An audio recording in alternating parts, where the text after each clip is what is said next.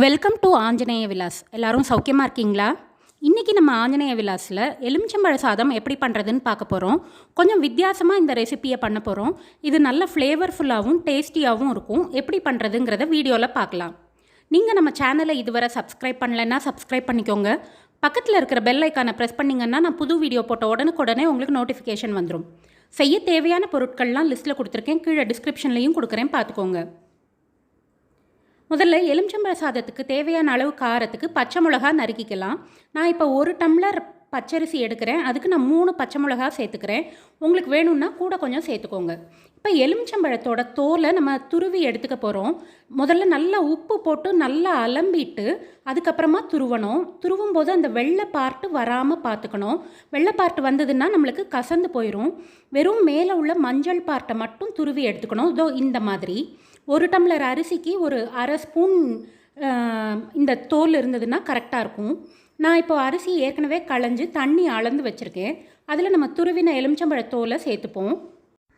இந்த எலுமிச்சம்பழ தோலில் ஆன்டி ஆக்சிடென்ட்ஸ் நிறைய இருக்குது. அதனால் ஸ்கின் ப்ராப்ளம்ஸ் வராமல் பார்த்துக்கும். அதே மாதிரி விட்டமின் சி ஜாஸ்தி இருக்குது. நிறைய சத்துக்கள்லாம் இருக்குது. நம்ம கொலஸ்ட்ராலை கண்ட்ரோல் பண்ணுறதுக்கு ரொம்ப ஹெல்ப் பண்ணும். அதனால் இந்த மாதிரி ட்ரை பண்ணி பாருங்கள். இப்போ நம்ம ப்ரெஷர் குக்கரில் வச்சு உங்களுக்கு எத்தனை சவுண்டு தேவையோ அத்தனை சவுண்டு வச்சு உதிரியாக வடிச்சுப்போம். இப்போ சாதம் வடித்தாச்சு, அதை எடுத்து ஆற வச்சிடலாம். இப்போ நம்ம ஒரு இலுப்பு சட்டி காய வச்சு அதில் எண்ணெய் விட்டுப்போம். எண்ணெய் சூடானதும் கடுகு, உளுத்தம்பருப்பு, கடலைப்பருப்பு,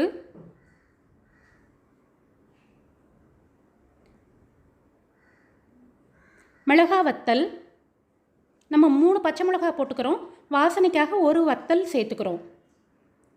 அப்புறம் வேர்க்கடலை கொஞ்சம், உங்களுக்கு விருப்பப்பட்டீங்கன்னா நீங்கள் முந்திரி பருப்பும் இதில் சேர்த்துக்கலாம். போட்டு நல்லா வறுத்துப்போம். இந்த பருப்புகள்லாம் நல்லா வறுப்பட்டதுக்கு அப்புறமா பெருங்காயம் சேர்த்துப்போம்.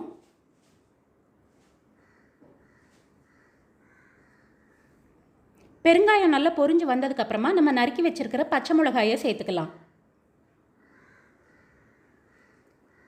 இது கூடவே கொஞ்சம் கருவேப்பிலை சேர்த்துப்போம்.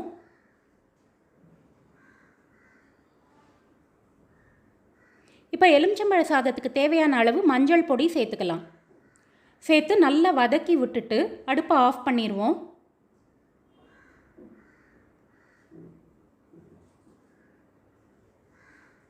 நம்ம ஏற்கனவே வடித்து வச்சுருக்கிற சாதம், நல்லா ஆற வச்ச சாதத்தில் இந்த கடலைப்பருப்பு, உளுத்தம்பருப்பு இதெல்லாத்தையுமே ட்ரான்ஸ்ஃபர் பண்ணிப்போம். நம்ம சாதத்தில் உப்பு போடலை, இனிமேல் தான் சேர்க்கணும். இப்போ நம்ம தோல் சீவினோம் இல்லையா, அந்த எலுமிச்சம்பழமே எடுத்துக்கலாம் ஜூஸ்க்கு. நான் இந்த 1 டம்ளர் அரிசிக்கு 2.5 பழம் சேர்த்துக்கிட்டேன். நீங்கள் பழத்தில் எவ்வளோ ஜூஸ் வருதுங்கிறத பார்த்து உங்களுக்கு தேவையான புளிப்புக்கு நீங்கள் எத்தனை பழம் வேணுமோ அத்தனை எடுத்துக்கோங்க. இப்போ எலுமிச்சம்பழ ஜூஸ் புழிஞ்சாச்சு. சாதத்துக்கு தேவையான அளவு உப்பும் சேர்த்துருவோம். சேர்த்து இதை நல்லா கலந்து விட்டுப்போம். இப்போ நம்ம சாதாரணமாக இந்த எலுமிச்சம்பழ தோல் சேர்க்க மாட்டோம். சாதம் வடிக்கிறப்பவே இது சேர்க்கறதுனால எலுமிச்சம்பழ சாதம் நல்ல ஃப்ளேவர்ஃபுல்லாக இருக்கும். சாப்பிட்றதுக்கும் அதோட டேஸ்ட் வித்தியாசம் நம்மளுக்கு தெரியும். நம்ம ட்ராவலுக்கெல்லாம் சாதம் பார்சல் பண்ணி கொண்டு போவோம்ல, அப்போது இந்த மாதிரி நீங்கள் செஞ்சிங்கன்னா ஃப்ளேவர் மாறாமல் ரொம்ப நல்லாயிருக்கும் இந்த சாதம். நீங்களும் ஒரு டைம் இந்த மாதிரி செஞ்சு பாருங்கள். இந்த வீடியோ உங்கள் எல்லாருக்கும் பிடிச்சிருக்கும்னு நம்புகிறேன். இந்த வீடியோ உங்களுக்கு பிடிச்சிருந்ததுன்னா வீடியோவை லைக் பண்ணுங்கள். உங்கள் ஃபேமிலி அண்ட் ஃப்ரெண்ட்ஸ் கூட இந்த வீடியோவை ஷேர் பண்ணுங்கள். இந்த வீடியோவை பற்றின உங்களோட ஃபீட்பேக்கையும் சஜஷன்ஸையும் கீழே கமெண்ட் செக்ஷனில் சொல்லுங்கள். தேங்க்யூ ஃபார் வாட்சிங்.